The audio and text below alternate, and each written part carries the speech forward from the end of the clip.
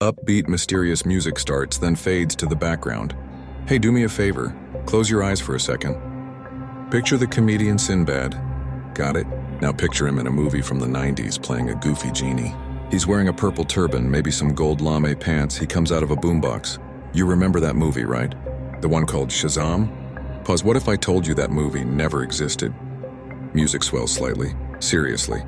Go look it up. There is no movie called Shazam starring Sinbad. Not a single frame of it has ever been filmed. Sinbad himself has gone on record over and over saying he never played a genie. So what are you remembering? What are thousands and maybe even millions of people all over the world remembering with such vivid detail? This bizarre phenomenon is what we call the Mandela Effect. The name comes from another widespread false memory. A huge number of people remember Nelson Mandela dying in prison back in the 1980s. They remember seeing it on the news, they remember the funeral clips. But as we know, Nelson Mandela was released from prison, became the president of South Africa, and lived all the way until 2013. So how does this happen?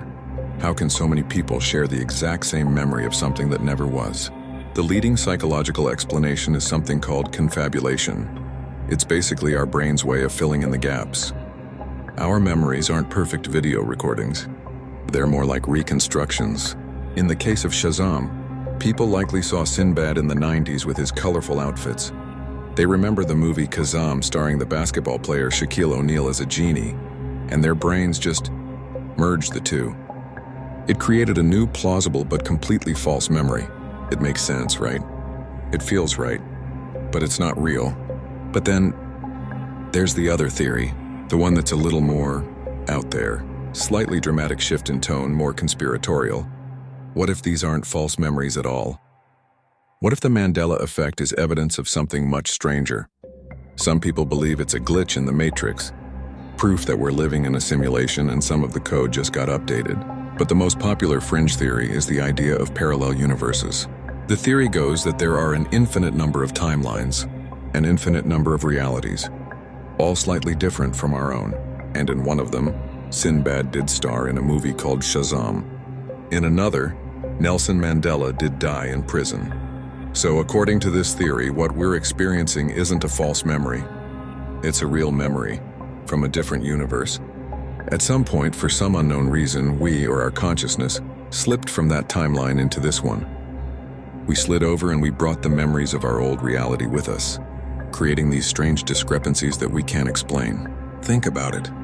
The Berenstain Bears, do you remember it spelled with an E-I-N at the end? Look at a book cover now.